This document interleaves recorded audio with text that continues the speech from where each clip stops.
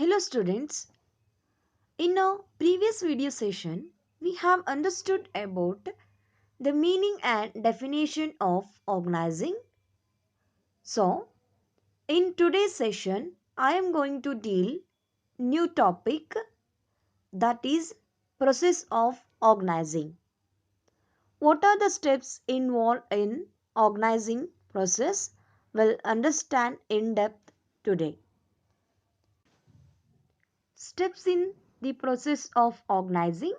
First one, identification and division of work.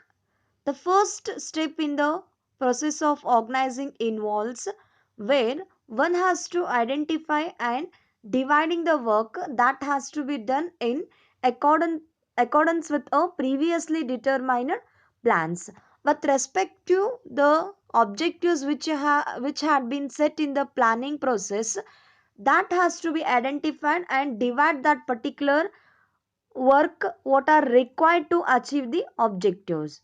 So work is divided into manageable activities so that duplication can be avoided and the burden of work can be shared among the employees. So here one has to divide the work into manageable activity where that particular work has to be manageable by the employees. So it will be very useful for the managers to make a avoid the duplication of work, that is doing the same task double time, and also the burden of work that instead of doing each and every work by only one employee, once it is shared with along the employees, it will be very easy for the managers to achieve the that particular objectives. So the first step, that identifying and dividing means division of the work. Second step, that is departmentalization. Once work has been divided into small and manageable activity, then the main activity of the manager is to, which is similar in nature, those activity which will be the in similar in nature, that has to be grouped together. This grouping process will be called it as a departmentalization. So departments can be created using a several criteria as a basis. So keeping a base as a some criteria, and departments can be created. So example of some of the most popularly used bases are like territory, that north, south, west, etc. The products like appliances, clothes, cosmetics, etc. So in that manner you have to divide, means you have to divide the work according to that basis. You have to make a some group, so that process will be called it as a departmentalization. So examples you can understand. So you can keep a base as a territory, that is north, south, west, and also on the product basis you can make a group, that appliances, clothes, cosmetics, etc. Third step, that is assignment of duties. It is necessary to define the work of different job positions and accordingly allocate work to various employees. Once departments have been formed, each of them is placed under the charge of an individual.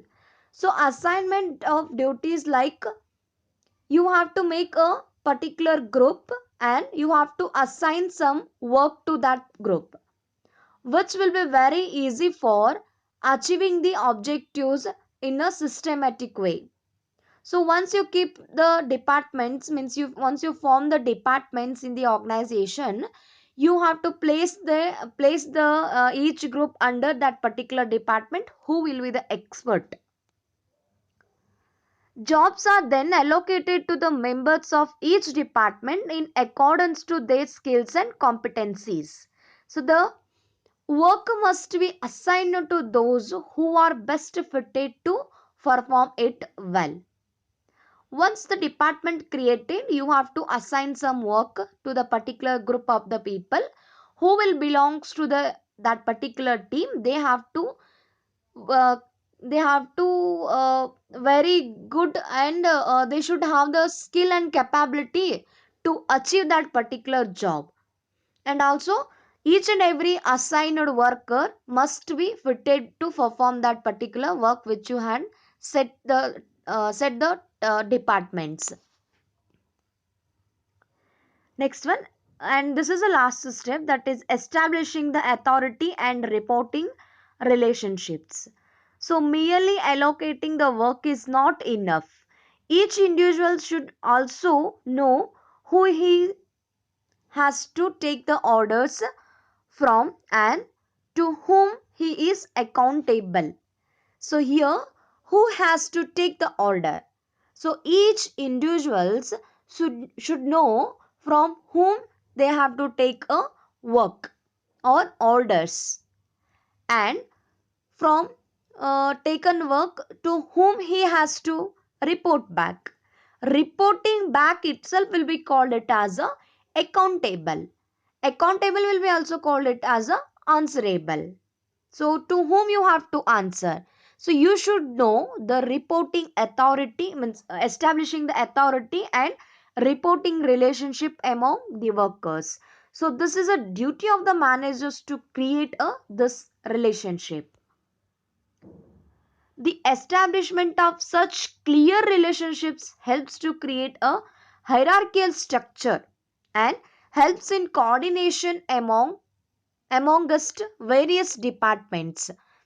So here what will happen? Suppose the establishment of such clear relationship will help the organization to create the hierarchical structure. So hierarchical structure will be also called as a organization structure.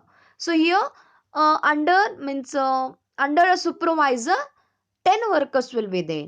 So supervisors will take orders from manager, where supervisor has to assign the duty to whom? Workers. Now the workers has to answer each and every work and report back to supervisor, where supervisor has to report back or answerable to whom, that is manager, from whom he has been taken a work. So in that manner, the organization has to establish a clear relationship which will be helps to create a organization a hierarchy structure or organization structure. So this completes the small topic which will be asked for the 4 marks in the examination. Thank you.